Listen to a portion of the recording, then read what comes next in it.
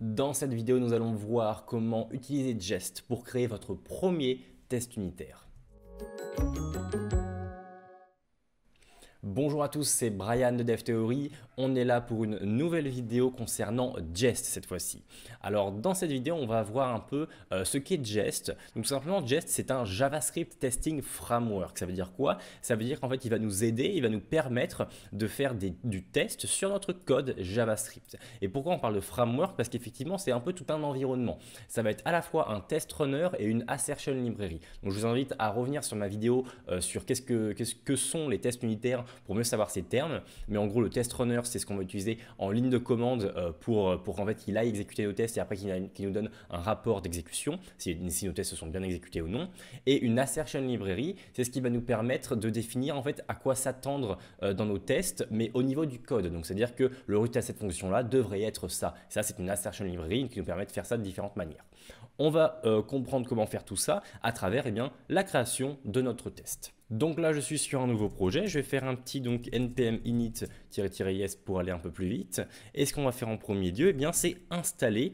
Donc là, je vais aller un peu plus haut. C'est installer en fait Jest. Jest, si je l'installe, je vais faire un tiret D majuscule ou --save-dev qui revient donc à l'installer en dev dependencies. Pourquoi on l'installe en dev dependencies? Parce qu'effectivement Jest c'est un paquet, c'est une librairie, c'est un testing framework JavaScript qui va être uniquement utilisable pendant notre phase de développement. Jest ne sera pas inclus dans notre site web à la fin, dans le site web de production bien évidemment. Les utilisateurs n'auront pas Jest inclus dans le JavaScript qu'on va leur donner. C'est uniquement pour notre mode de développement, donc c'est uniquement en dev dependencies qu'on devrait installer, d'où le --save-dev. Donc il va s'installer petit à petit. On peut déjà créer un nouveau fichier qu'on va appeler par exemple somme.js et dans celui-ci on va créer une petite fonction. Ça va exporter une fonction qu'on va pouvoir après récupérer dans notre fichier de test.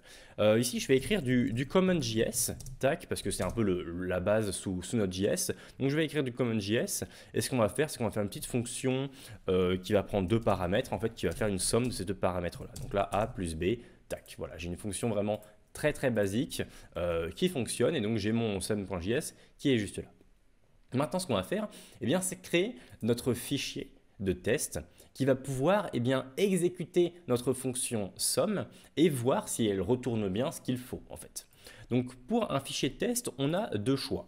Soit on fait donc somme.test.js, c'est un peu la convention .test.js pour créer un fichier de test, mais l'autre convention qui existe également, c'est .spec. Donc soit on termine un fichier par .spec.js ou soit on termine par .test.js. C'est un peu la même chose, ça ne va rien changer du tout, sauf que en fait, ça va permettre à Jest, à notre test runner, de détecter tous ces fichiers dans notre codebase et de les exécuter en fait. Donc moi je vais plutôt aller sur du test pour être honnête parce que c'est plutôt la convention que j'utilise. Donc là on est dans notre fichier somme.test.js. Si je reviens dans mon package.json, je vois qu'en dev dependencies j'ai bel et bien Jest et donc je peux rajouter Jest dans mon script test ici, tac, donc là je vais simplement exécuter Jest en fait.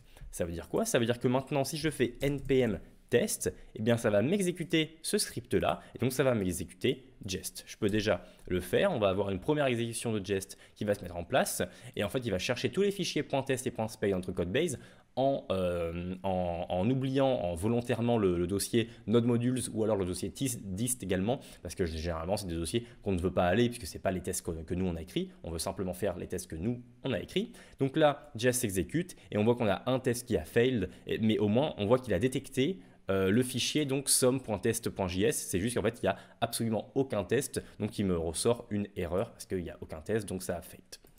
Voilà tout. Donc maintenant on va écrire notre premier test. Donc la première chose qu'il faut faire, c'est bien sûr inclure la fonction qu'on a créée, la fonction somme. Donc pour ce faire, on va faire const somme est égal require tac de somme. On est sur du common.js bien sûr. Tac require de somme. Ensuite ce que je vais faire, là je vais créer mon test. Alors comment faire pour créer un test? Tout simplement, on utilise la méthode test. La méthode test est de base fournie par Jest en global, c'est-à-dire que quand lui il va appeler les fichiers .test ou .spec, etc., en fait il va lui donner toute une API, toute une assertion library notamment, et qui va permettre d'avoir des méthodes en global, notamment test. Donc on va créer test et son premier paramètre, eh bien c'est le nom de notre test. Et là, qu'est-ce qu'on va tester? On va tester si la fonction somme marche bien. On va tester si elle fait une addition basique. Eh bien on va le dire. On va dire que somme should do basic addition, tout simplement. Et là ensuite, eh bien, on va mettre une fonction qui va contenir notre test, en fait, qui va contenir le contenu de notre test. Et donc ici, ce que je veux faire en premier, eh bien, c'est créer le résultat de mon test. Donc par exemple, la somme de 1 plus 2. Ici, la somme de 1 plus 2, elle se trouve dans result. Et maintenant, c'est là qui est le plus important, j'ai envie de vous dire. On veut faire en sorte de dire est-ce que result est bien égal à 3 ? Puisque dans le fonctionnement logique de notre fonction, si on lui donne 1 et 2, eh bien on veut que ça retourne 3. Et donc là, on va tester si oui ou non result vaut 3. On va expect que result soit 3, to be 3, to be free. Donc voilà, c'est tout simplement ça. Et maintenant qu'on a ça, maintenant qu'on a ces petites lignes-là, eh bien en fait, notre test manager va fonctionner. Je vais relancer mon petit npm test. Il va se faire petit à petit.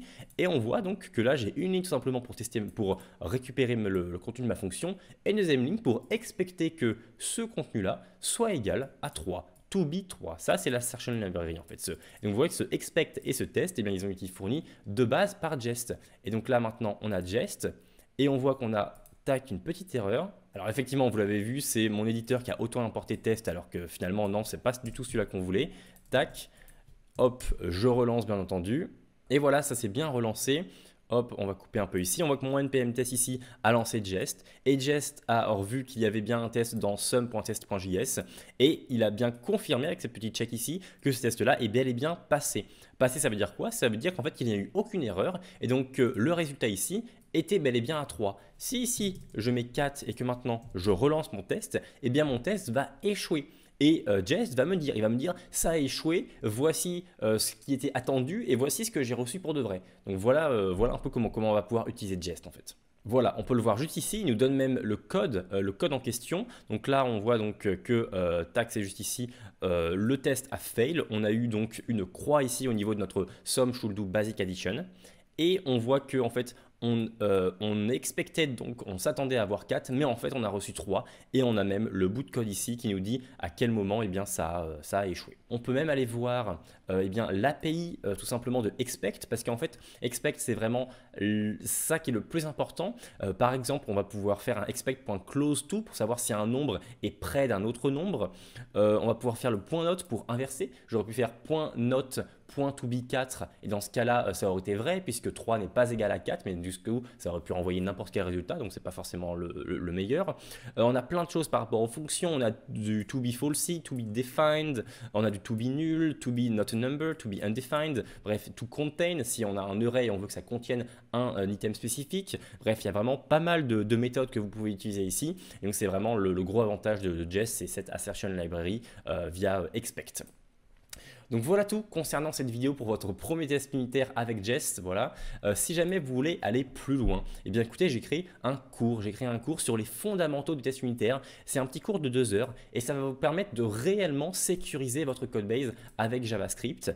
Alors dans ce cours-là, eh bien on va parler de VTest qui est un peu l'équivalent en meilleur de Jest à mon avis. Ensuite, on va parler donc de faire des tests sur Node.js, de faire des tests sur navigateur, des bonnes conventions à utiliser. On va donc mieux comprendre les tests dans un premier temps. Ensuite, on va vraiment faire une création de tests avec une structure d'un bon test, des suites de tests, des hooks, etc. Et ensuite, on en ira même un peu plus loin avec le DOM, le parallélisme, la gestion de la synchrone et encore un peu plus loin. Donc voilà, je vous laisse regarder ce petit cours-là que j'ai créé. Je vous le mets donc le lien en description ou alors à la fin de cette vidéo. Je pense vraiment que c'est une très très bonne ressource pour commencer à sérieusement faire des tests unitaires si jamais vous en avez jamais fait. Voilà tout concernant cette vidéo, j'espère vous retrouver dans une prochaine vidéo, je vous souhaite un très bon développement et à très vite.